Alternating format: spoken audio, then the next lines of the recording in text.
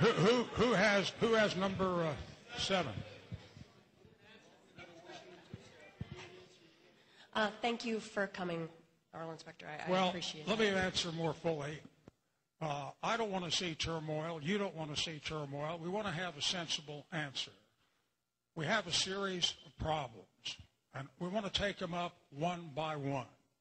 And we want to figure out what the problem is and what is the way that we should deal with them in a democracy. How about 3,400? How about 3,400? Are you familiar with that? Not familiar with 3,400. Let me move on to number 7. Thank you. I am a Republican, but first and foremost, I'm a conservative. I don't believe this is just about health care. It's not about TARP. It's not about left and right. This is about the systematic dismantling of this country. I'm only 35 years old. I have never been interested in politics. You have awakened the sleeping giant.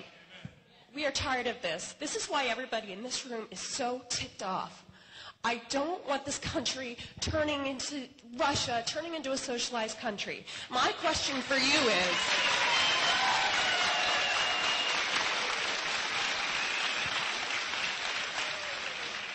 what are you going to do to restore this country back to what our founders created according to the Constitution?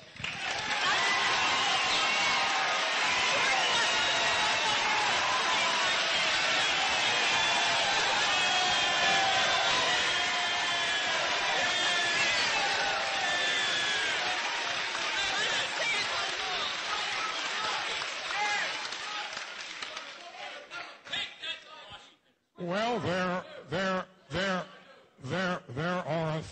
there are a few people who didn't stand up and applaud, but not too many.